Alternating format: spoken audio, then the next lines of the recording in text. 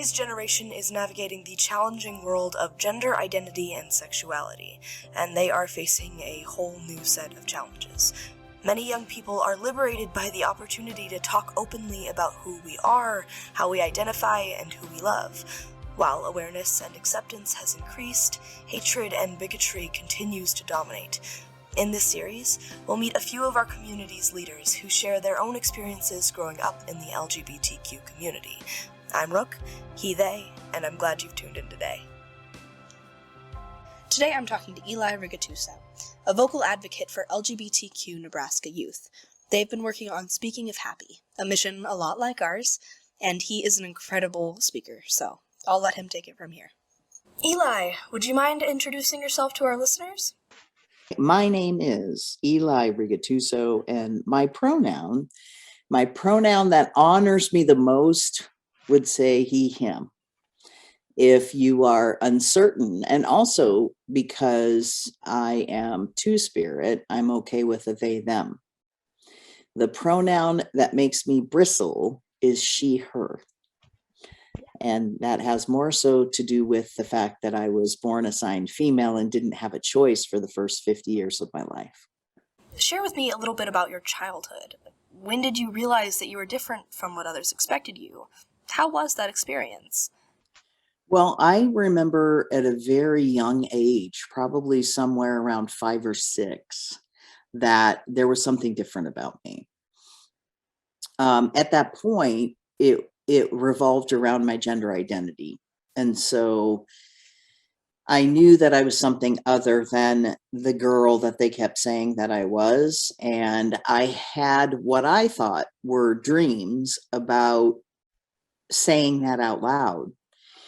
And it wasn't until, just before I turned 50, when I had a conversation with my mom about it, that she actually confirmed that I did actually tell her when I was very little that I believed that I was a boy. And she motioned. She said, ever since you were this big, and she kind of motioned about the height of a 5 or 6 year old. Ever since you were this big, you told me that you believed you were a boy. But at that time, my mom basically didn't know how to support that, didn't know what to do for that. And it's kind of sad because my Menominee Nation, because I'm Indigenous, my Menominee Nation actually sees people like me and holds us in high regard. Your entire family would be considered blessed if someone like me were born into it. And that wasn't my experience in a colonized world, because although my mother was born on a reservation and raised for the first part of her life on the reservation, and she's a product of the boarding school, when they moved away from the reservation, when my mom was in high school, they moved here and she met my dad. She was pretty colonized. And so, we lost a lot of that culture and tradition decades, hundreds of years prior to my mother's family. So, my parents did the best they could with what they had. At that point in time, this would have been in 1970, because I was born in 1965. But in 1970, my parents could have had me committed for that. There were a lot of things that snapped into focus when my mom shared with me that she knew ever since I was young, that I was something other than the girl that they thought that they had. And so there were just a lot of things that happened that came into focus, right? I was like, wow, okay. So I remember a time when she basically told me to put my shirt on because my brother and I were playing inside. We had our shirts off. He's about 1.5 years older than me. And he went running outside and I went running to follow him. And my mom stopped me and told me that I couldn't go outside looking like that. And I was like, what do you mean? And she said, you're a girl. And I put on my t-shirt and I became the invisible boy. And so I acted, and people tell me who've known me for decades that, oh gosh, it makes so much sense now, because how you acted when you were younger was something other than what most girls traditionally would act like. And, and I say, well, it's because I'm not a girl, you know, and how I describe myself has also evolved over time. I mean, when I first came out as trans at the tender age of 50, I told people that I believe that I was a boy born in a girl's body. Like my insides, my soul and my heart and my mind all were male. But I don't believe that that's true today. And I say that because I believe that I've always felt like both and neither. Like to me, gender is a made up construct. To me, it's like we have certain body parts and we've called those body parts things, and it's just unfortunate that we gendered our genitals, because I don't walk around and say, ooh, look at my man nose, look at my man finger, isn't that awesome? I mean, it's just a finger. And so, I feel like because of colonization and forced assimilation and all the things that were stripped from myself and my people, that there was a lot of things culturally that were lost that would have been beneficial in life today. And that's why I do the speaking that I do, and that I share my life and my story with folks, because I believe it's imperative for us to understand the damage that's been done through colonization and assimilation, and continues to be perpetuated. I mean, we have, racism and homophobia and transphobia and all these things that are still running rampant in the world today, because there are so many people who still believe that being someone like me is mentally ill. A lot of us know that coming out isn't a one-time deal, but a thing that we have to do multiple times throughout our life. You mentioned that you've had to do it too, and tell me a little bit about that. I shared a little bit about my first coming out that I remember with my parents, but that to me was like shoved into my unconscious mind because I was, 5 or 6. I couldn't be that. So then fast forward, as I'm starting to get older and growing and realizing that I have a crush on the neighbor girl. And how do I explain that? Because I'm not a boy, I'm a girl, and that's not right. It's not okay. I have a very distinct memory of a conversation. We were all sitting at the kitchen table, and well, actually, it was my mom and the 4 of us kids. My sister Gail says to my mom, "Hey, what's a fag?" And my mom says, "That's a cigarette." Because it actually is, if you look it up in the dictionary, a fag is a cigarette, right? And my sister goes, "Well, why are they calling Johnny a fag?" Right? Because she's curious. What does that mean? And mom says, "Well, sometimes boys like boys, but we don't talk about that in our house." Now I'm like sitting there thinking to myself, now I'm not a boy who likes boys. At least that's not how I looked at myself. I didn't have the word. Again, I didn't have the words. I didn't have the language for it, but I knew something was going on inside, right? I knew that I was different. And so I'm sitting there thinking, oh my God, well then if I'm a girl who likes girls, then I must be bad too. I don't know what that's called. And it's interesting because it's like, even the word dyke, I never felt like dyke fit for me, right? Because at the time, I was the most feminine presenting person you would meet. I tell people today, it's like I was one of the hottest drag queens you've ever met, because I could put it together, right? I had 2 sisters and I went through modeling school and I did all these things because I was trying to fit myself in this mold. Maybe if I just tried harder, then I would get this down. And so then when I came out to my parents, this was probably when I was 20, and I finally said out loud that I wasn't like my sisters and that I had a girlfriend and they both had boyfriends and it's different. And my parents freaked out. And my mom, who I thought was going to be in a puddle of tears, actually was very stoic and angry. And my father was in a puddle of tears. And it wasn't until many years later that my dad and I would actually be able to have a conversation around my sexual orientation And he actually was blaming himself that whole time for why I was the way that I was. And I was like, oh my God, no, you know, he thought it was because when I was really little, I said that I was afraid of him, that it was his fault that I was a lesbian or dyke or whatever you want to call it. And I was like, no, no, nothing happened. So my coming out, when I look at over the years, the number of times and ways in which I came out, I think about it today and I think all of that, all of those experiences led up to my finally finding myself fully and completely as a queer, transmasculine two-spirit. And that all of those things are something very important and special to me. And they mean something of value. And I matter. And I don't know if a lot of young people get that in their lives. And that's why I am here to support those youth. And there are youth who have just come and gone. They came and they, we text message and have great conversation, and they share with me about the name that honors them, and I speak that name to them.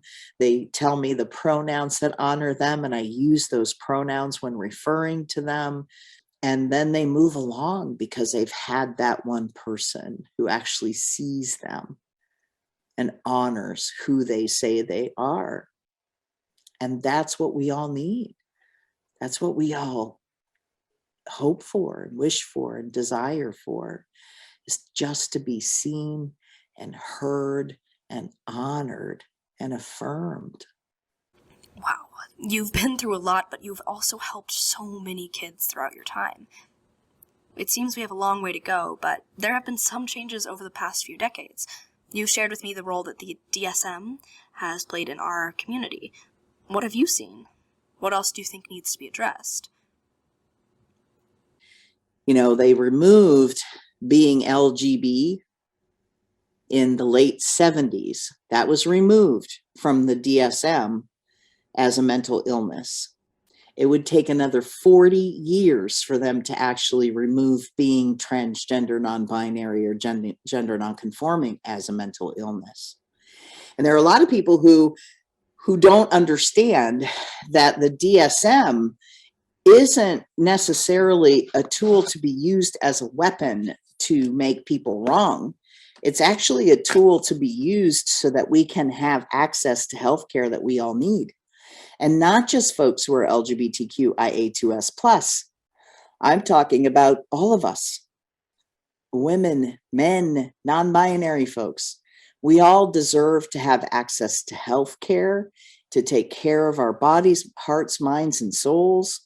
And that's what the DSM was set up to do, was to help us get access to the care that we need. And I just think it's unfortunate because people villainize, like someone is diagnosed with a mental illness, we villainize them somehow. Somehow people have it collapsed that mental illness means bad. And I mean, there are just so many things that need to be deconstructed in those conversations, because there are certain things, like why is it that when we diagnose someone with a brain issue, that somehow becomes a bad thing, but cancer's not? Like, you don't become a bad person when you're diagnosed with cancer, right? And so there's so many things that we just need to pull apart and like start to look at and start to transform our relationships around. And I think it's all grounded in this conversation about gender and sexual orientation and gender expression and gender identity, and also understanding that those things, just because we have this initialism, those things are all separate and distinct. They're not one thing. So then when people hear about people who are transgender, immediately they collapse that with some sort of a sexual deviancy, because they have sexual orientation and gender identity collapsed. And they're two separate and distinct things. Can you tell me a little bit about your journey with Pride? The very first ever Pride that was held in Omaha, I believe it was in the late 80s. There were more people on the sidelines than there were actually people in the parade.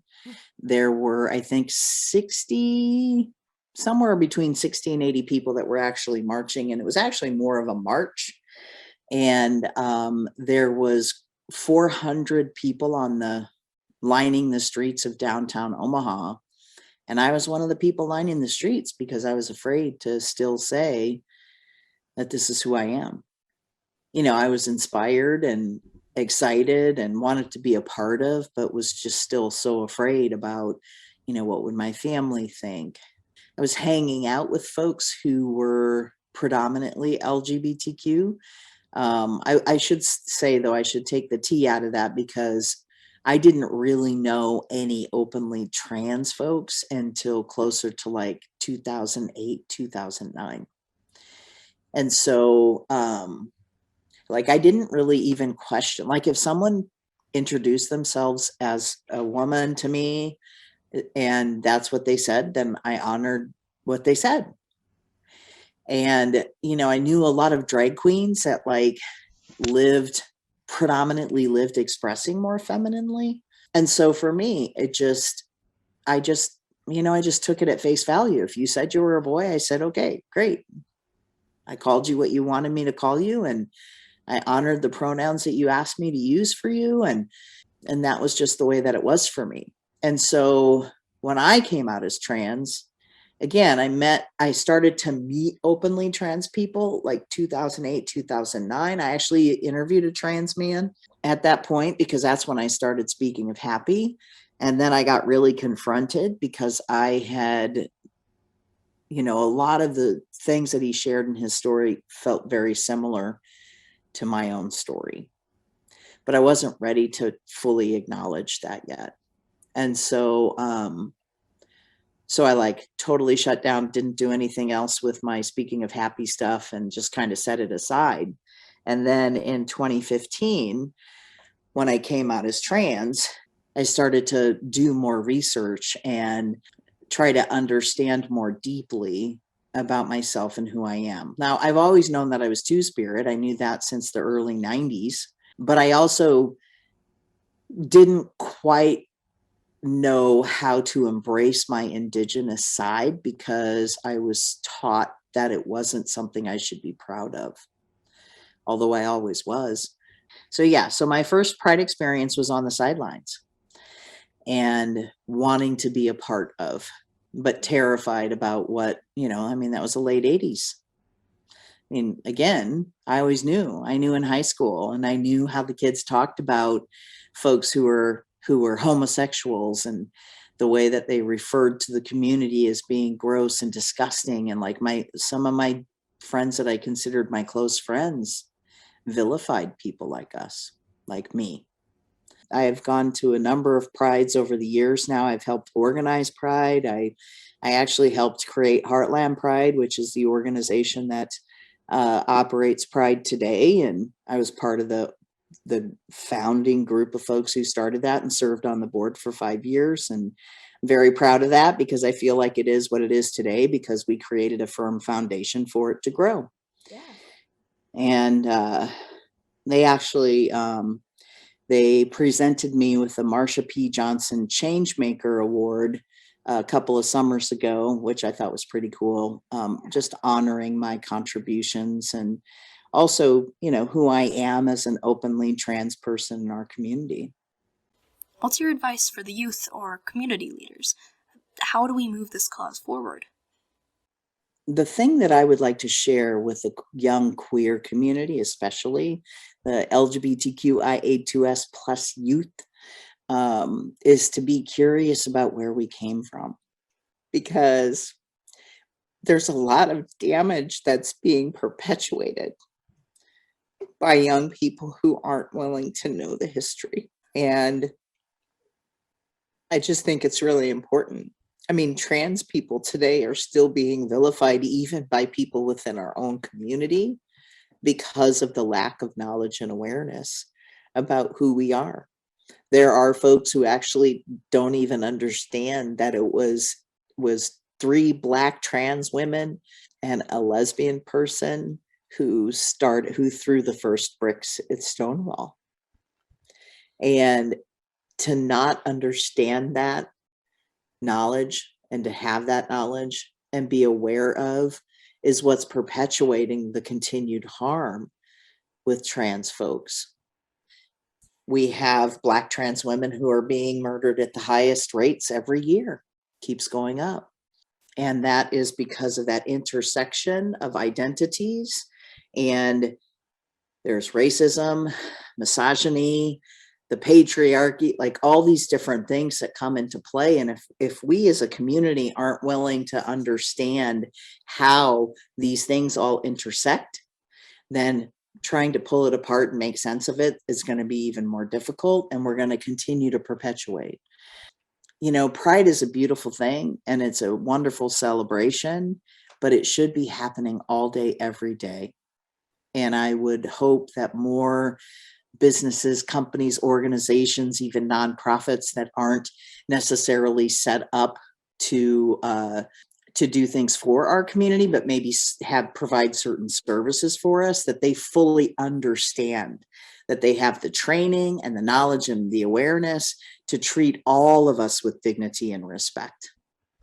And I think what ends up happening is like they grab the closest white trans person, and I'm not trying to be upset or mean, but they grab the closest white trans person who has no experience of what it's like to be a Black, brown, or indigenous person. And they're sharing knowledge from a very colonized perspective. And it's continually hurtful to those of us who are BIPOC. And that's Black and indigenous people of color. There's just so much to learn still. There's so many layers of it, of complexity around that. And it's not a one and done thing. Everybody's like, love is love. Well, love is love doesn't apply to folks who are transgender because it doesn't have anything to do with my sexual orientation, but it has everything to do with being respected as the person that I say that I am. Learn. All of us need to learn. So what I would say to the greater community in the world is that, someday there's going to be someone close to you who is going to share that they are LGBTQIA2S+. And why not learn about it now and understand it now before that happens, so that you actually don't burn a relationship or burn a bridge with someone you care about because of your own ignorance. Eli, I know how deeply your passion runs for supporting our community. What is your biggest concern as we move forward? When I go to Youth Pride and I see all these kids, I'm so grateful, but I'm also kind of sad because I know many of them are there without parental support. I know many of them are there because they don't have a loving and kind adult who is supporting them being who they are. They might have lied to be there that day. And that just breaks my heart, because I think that everyone should be able to celebrate who they are fully and completely in the light, not in the darkness. We all deserve to shine and be loved for exactly who we say we are. That's why I am out. That's why I am open. Because I want young people like you to actually be confident and thrive and create lives that they love and know that what they're doing matters and who they are matters. Thank you so much for sharing with me and our listeners today. If you'd like to hear more about Eli's projects, including Speaking of Happy, check out the links in the description. Thank you for tuning in to hear another incredible story from within our community. Together we can help youth envision a future where they can live authentically. Check back here for more inspiring stories.